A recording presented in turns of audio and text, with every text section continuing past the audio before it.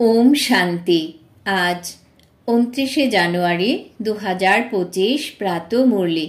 বাবা বলেছেন, মিষ্টি বাচ্চারা, নিজের যোগ বলের দ্বারাই তোমাদের বিকর্ম বিনাশ করে পবিত্র হয়ে পবিত্র দুনিয়া স্থাপন করতে হবে। এটাই হলো তোমাদের সেবা। আজকের মুরলির প্রশ্ন, দেবতা ধর্মের কোন বিশেষত্বের গায়ন রয়েছে? উত্তর, দেবী দেবতা ধর্মই অত্যন্ত সুখ প্রদান করে। ওখানে দুঃখের কোনো নাম চিহ্নটুকুও থাকে না। বাচ্চারা, তোমরা 3/4 সুখ পাও। যদি অর্ধেক সুখ অর্ধেক দুঃখ হয় তবে তো মজাই আসবে না। ওম শান্তি। ভগবান উবাচ, ভগবানই বুঝিয়েছেন যে কোনো মানুষকেই ভগবান বলা যেতে পারে না, দেবতাদেরও ভগবান বলা যাবে না। ভগবান নিরাকার, ওনার কোনোই সাকারী বা আকারী রূপ নেই। সূক্ষ্মলোক নিবাসীদেরও সূক্ষ্ম আকার আছে, সেই জন্য তাকে বলা হয় সূক্ষ্মলোক। আর এখানে সাকারী মনুষ্য শরীর রয়েছে, তাই একে বলা হয় স্থূললোক। সূক্ষ্মলোকে এই স্থূল 5 তত্ত্বের শরীর থাকে না। এই যে 5 তত্ত্বের মনুষ্য শরীর গঠিত হয়েছে, একে বলা হয় মাটির পুতুল। সূক্ষ্মলোক নিবাসীদের মাটির পুতুল বলা যাবে না। দেবী দেবতা ধর্মের মানুষ, কিন্তু তাদের বলা হবে দৈব গুণ সম্পন্ন মানুষ। তারা এটা প্রাপ্ত করেছে শিব বাবার কাছ থেকে। দিব্য গুণ সম্পন্ন মানুষ আর আসুরি গুণ সম্পন্ন মানুষের মধ্যে কত পার্থক্য! মানুষই শিবালয় বা বেশ্যালয়ে থাকার যোগ্য হয়। সত্যযুগকে বলা হয় শিবালয়। সত্যযুগও এখানেই। কোনো মূল লোক বা সূক্ষ্ম লোকে সত্যযুগ হয় না। বাচ্চারা, তোমরা জানো যে ওটাই শিব বাবার স্থাপন করা শিবালয়। কখন স্থাপন করেছিলেন? সঙ্গমে। এ হলো পুরুষোত্তম সঙ্গম যুগ। এখন এই দুনিয়া হলো পতিত তম প্রধান। একে শতপ্রধান নূতন দুনিয়া বলা যাবে না। নূতন দুনিয়াকে শতপ্রধান বলা হয়। সেটাই পরে যখন পুরনো হয় তখন তাকে তমপ্রধান বলা হয়। পুনরায় শতপ্রধান কিভাবে হয়? বাচ্চারা, তোমাদের যোগ বলের দ্বারা। যোগ বলের দ্বারাই তোমাদের বিকর্ম বিনাশ হয় আর তোমরা পবিত্র হয়ে যাও। পবিত্রদের জন্য পুনরায় অবশ্যই পবিত্র দুনিয়া চাই। নতুন দুনিয়াকে পবিত্র, পুরনো দুনিয়াকে অপবিত্র বলা হয়। পবিত্র দুনিয়া বাবা স্থাপন করেন, পতিত দুনিয়া রাবণ স্থাপন করেন। এই কথা কোনো মানুষই জানে না।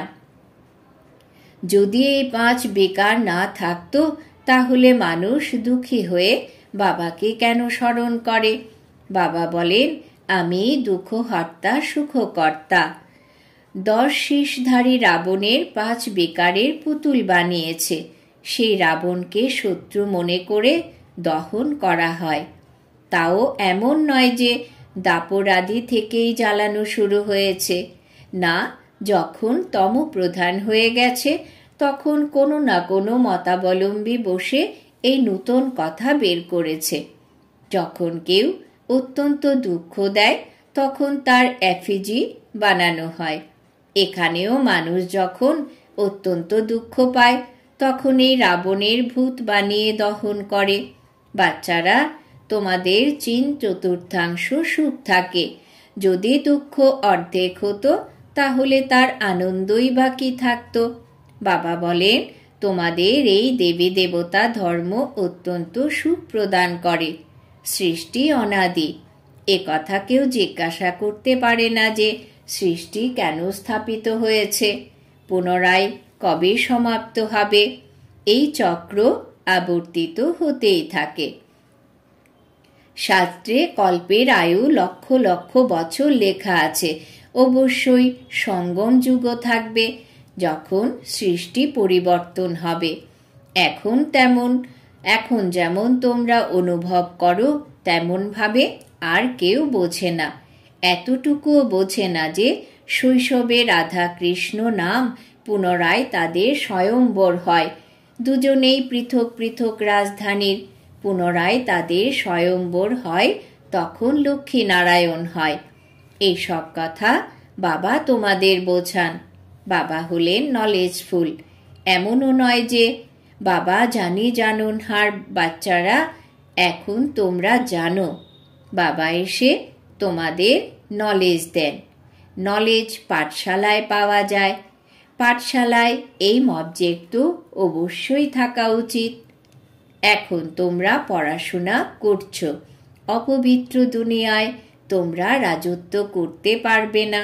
রাজত্ব করবে ফুল সদৃশ্য অর্থাৎ পবিত্র দুনিয়ায়। রাজ্য কি সত্যযুগে শেখাবে? না, শেখাবে না। সঙ্গম যুগেই বাবা রাজযোগ শেখান। এ হলো অসীম জগতের কথা। বাবা কখন আসেন কারুরই জানা নেই। গভীর অন্ধকারে রয়েছে। জ্ঞান সূর্য নাম থেকে জাপানে তারা নিজেদেরকে সূর্যবংশীয় বলে। বাস্তবে দেবতারাই হলেন সূর্যবংশীয়। সূর্যবংশীয়দের রাজ্য সত্যযুগেই ছিল। গায়নও করা হয় যে জ্ঞান সূর্য উদিত হয়েছে। তখন ভক্তিমার্গের অন্ধকারের বিনাশ হয়েছে। নতুন দুনিয়ায় পুরনো, পুনরায় পুরনো দুনিয়ায় নূতন হয়। এ হলো অসীম জগতের বড় ঘর। কত বড় ব্রহ্মাণ্ড! সূর্য চন্দ্র তারা সবই কত কার্যকরী। রাত্রিতে কত কার্য করা হয়। এমনও অনেক রাজা আছে যারা দিনে ঘুমায় আর রাতে জেগে সভা ইত্যাদি বসায়, বেচা কেনা করে। এখনো এমন কোথাও কোথাও হয়। মিলস অর্থাৎ কারখানা ইত্যাদিও রাতে চালু থাকে। এ হলো পার্থিব জগতের দিন রাত, আর ওটা হলো অসীম জগতের কথা। এসব কথা তোমরা ব্যতীত আর কারোর বুদ্ধিতে নেই। শিব বাবাকেও জানে না। বাবা প্রতিটি কথা বোঝাতে থাকেন।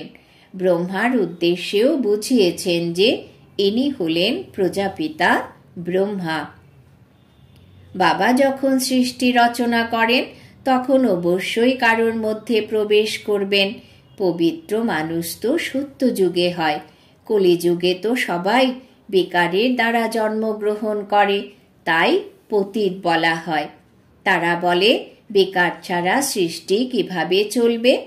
আরে দেবতাদের উদ্দেশ্যে তোমরা বলো যে সম্পূর্ণ নির্বিকারী। কত শুদ্ধতার সাথে তাদের মন্দির বানানো হয়। ব্রাহ্মণ ব্যতীত কাউকে ভেতরে প্রবেশের অনুমতি নেই। বাস্তবে কোনো বিকারী মানুষ এই দেবতাদের স্পর্শ করতে পারে না। কিন্তু আজকাল পয়সার দ্বারাই সব কিছু হয়। কেউ আবার ঘরেই মন্দির আদি নির্মাণ করে, তাতেও ব্রাহ্মণদেরই ডাকা হয়। এখন বেকারি তো এই ব্রাহ্মণরাও, শুধু নামটাই ব্রাহ্মণ। এই দুনিয়ায় তো সম্পূর্ণ বিকারী, তাই পূজাও বিকারীরাই করে। এখানে নির্বিকারে কোথা থেকে আসবে? নির্বিকারীরা থাকেই সত্যযুগে।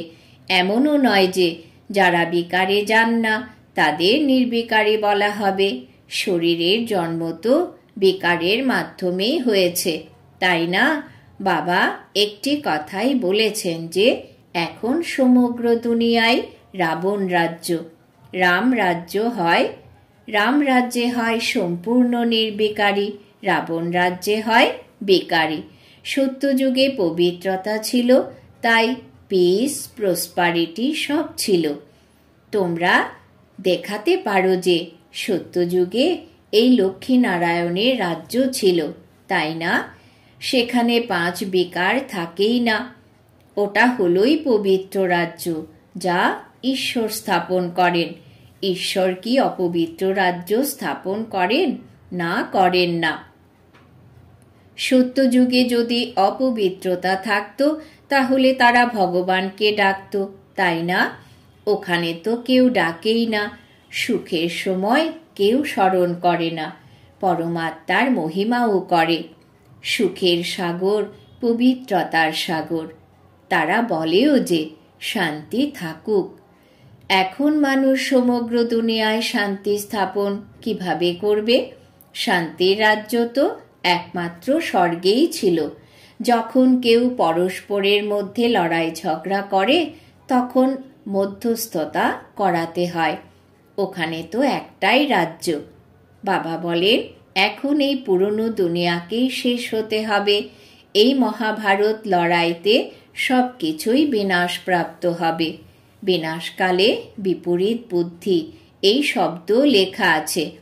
অবশ্যই তোমরা হলে পাণ্ডব, তাই না? তোমরা হলে আধ্যাত্মিক পাণ্ডা। সবাইকে মুক্তিধামের রাস্তা বলে দাও। ওটা হলো আত্মাদের ঘর। শান্তিধাম, এ হলো দুঃখধাম। এখন বাবা বলেন, এই দুঃখধামকে দেখেও ভুলে যাও। ব্যাস, এখন আমাদের শান্তিধামে যেতে হবে। এ কথা আত্মা বলে, আত্মাই রিয়েলাইজ করে। আত্মার স্মৃতিতে এসেছে যে আমি আত্মা। বাবা বলেন, আমি যা, আমি যেমন, আর তো কেউ বুঝতে পারে না।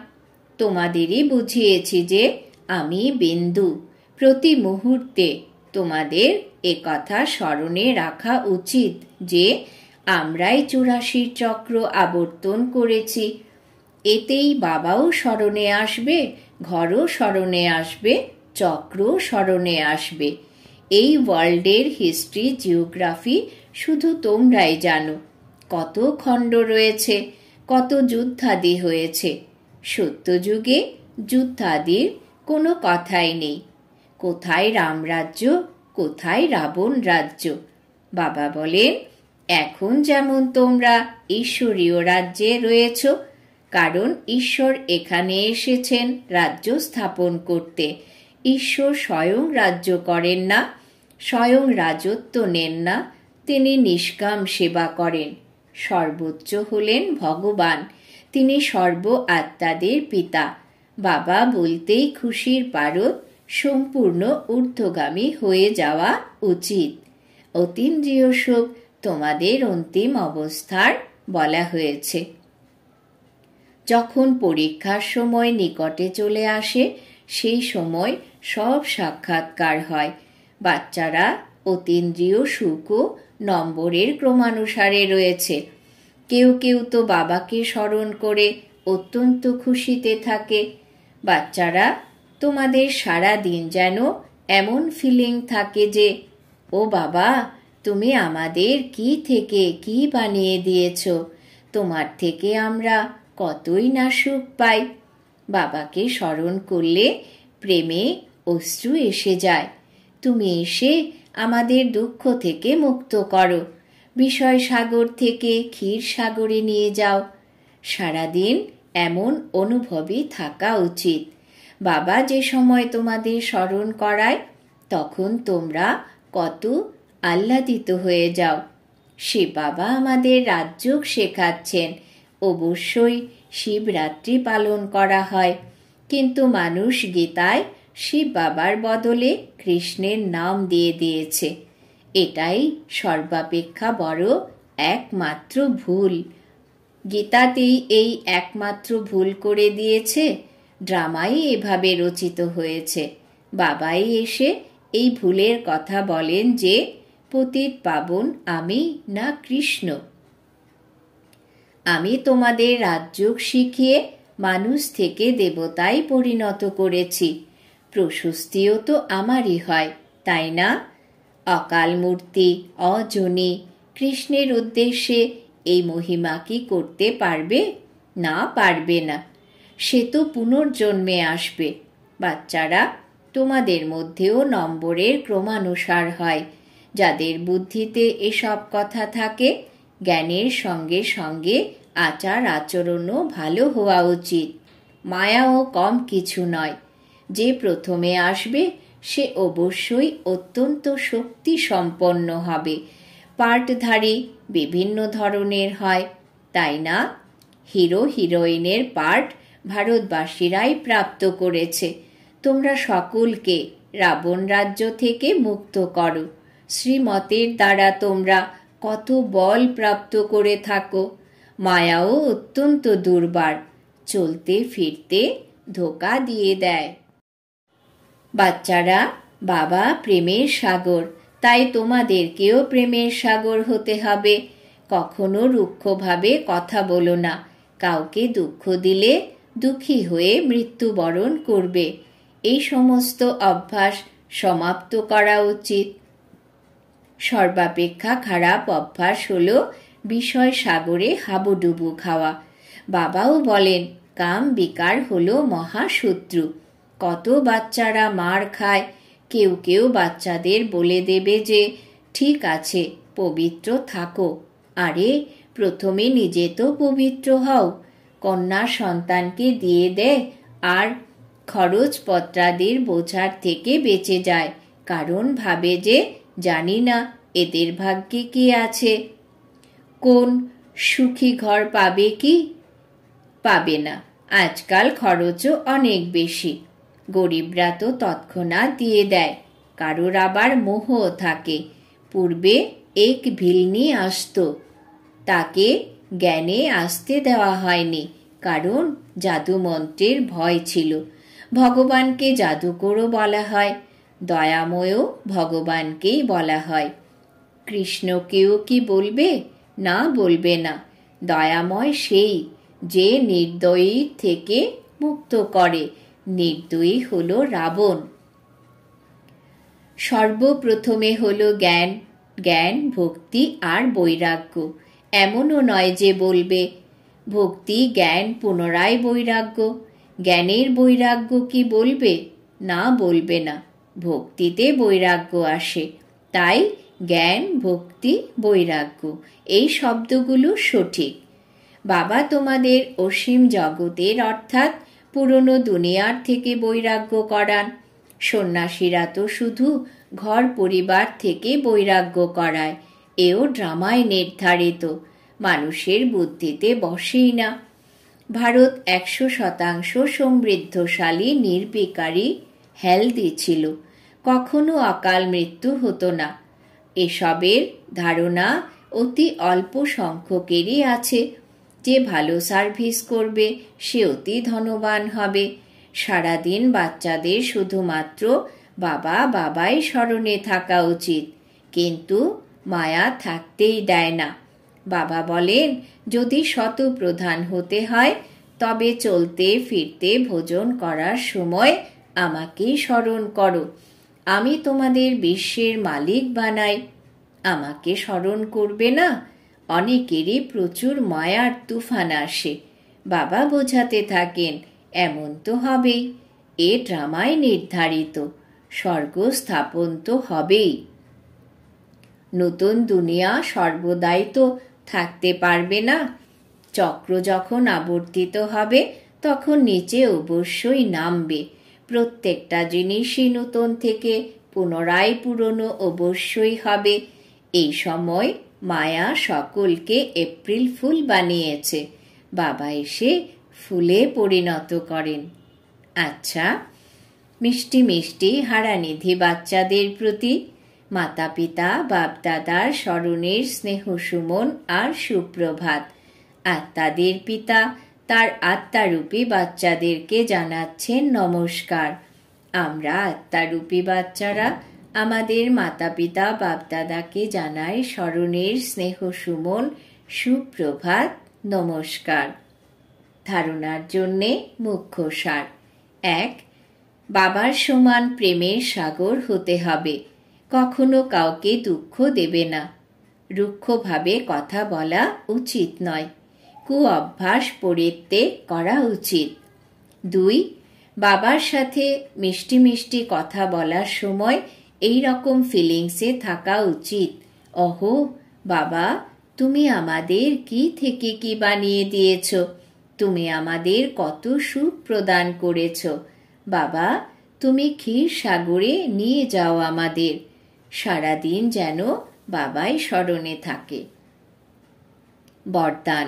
বাবা আজ বরদান দিয়েছেন সর্বসম্বন্ধ আর সর্বগুণের অনুভূতিতে সম্পন্ন হয়ে সম্পূর্ণ মূর্তি ভব। সর্বসম্বন্ধ আর সর্বগুণের অনুভূতিতে সম্পন্ন হয়ে সম্পূর্ণ মূর্তি ভব। ব্যাখ্যা: সঙ্গম যুগের বিশেষ সর্বপ্রাপ্তিতে নিজেকে সম্পন্ন বানাতে হবে। সেই জন্য সর্বখাজানা, সর্বসম্বন্ধ, সর্বগুণ আর কর্তব্যগুলোকে সামনে রেখে চেক করো যে সকল বিষয়ে অনুভবী হয়েছ।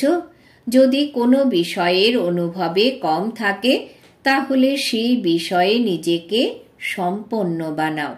যদি একটিও সম্বন্ধ বা গুণের অনুভবে কম থাকে তাহলে সম্পূর্ণ স্টেজ বা সম্পূর্ণ মূর্তি বলা যাবে না। এই জন্য বাবার গুণগুলোকে বা নিজের আদি স্বরূপের গুণগুলোকে অনুভব করো, তখন সম্পূর্ণ মূর্তি হতে পারবে। স্লোগান: জোশে আসাও হলো মন থেকে ক্রন্দন করা। এখন ক্রন্দনের ফাইল সমাপ্ত করো। জোশে আসাও হলো মন থেকে ক্রন্দন করা। এখন ক্রন্দনের ফাইল সমাপ্ত করো। নিজের শক্তিশালী মনসার দ্বারা সকাশ দেওয়ার সেবা। মনসা সেবা করার জন্য সর্বশক্তিকে নিজেদের জীবনের অঙ্গ করে নাও। এমনই বাবা সম পারফেক্ট হও যেন ভেতরে কোনো ডিফেক্ট না থাকে। তবেই শ্রেষ্ঠ সংকল্পের একাগ্রতার দ্বারা অর্থাৎ মনসার দ্বারা সততই সকাশ ছড়িয়ে পড়বে। আজকের সমান আমি সম্পূর্ণ মূর্তি আত্মা। ওম শান্তি।